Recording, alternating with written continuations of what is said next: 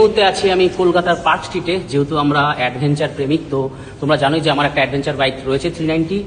তো সেই হিসাবে যে নতুন যে বাইক লঞ্চ করেছে সেটা আমি একটু টেস্ট ড্রাইভ করতে এসেছি, দেখতে এসেছি, আর সেটা ডিটেলসে অবশ্যই তোমাদের সঙ্গে বলবো।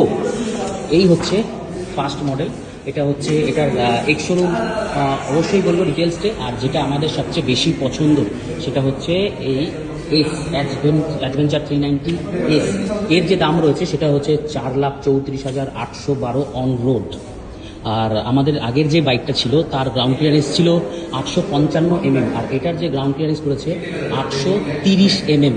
যে আমাদের ইন্ডিয়াতে যে বেসিক্যালি যত রাইডার রয়েছে ওইটার ক্ষেত্রে কিন্তু পা পেত না, কিন্তু সেই হিসেবে কিন্তু এইটা থেকে পুরো পা পাবে। আরেকটা ডিফারেন্স আছে, আমাদের বাইক থেকে এই বাইকটা আরও ন্যারো, আমাদেরটা অনেকটা ওয়াইড।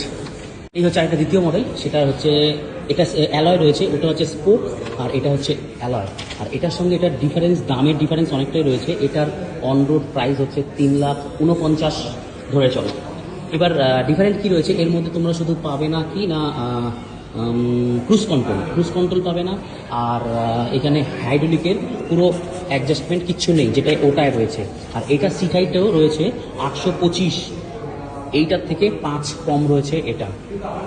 আর এর যে গ্রাউন্ড ক্লিয়ারেন্স রয়েছে 228 গ্রাউন্ড ক্লিয়ারেন্স। আগের যে আমাদের বাইক ছিল সেটার গ্রাউন্ড ক্লিয়ারেন্স ছিল 200, আর এটা 228। আর স্পোকের যেটা রয়েছে সেটা রয়েছে 237। সব কিছুতে বেস্ট আছে ও। আর যদি বলি যে দামের ডিফারেন্স থেকে লগভগ 84,000 টাকা বেশি প্রাইস হচ্ছে স্পোকের। ওটাকে নিয়ে হার্ডকোর অফরোড করা যাবে, কিন্তু এটা নয়।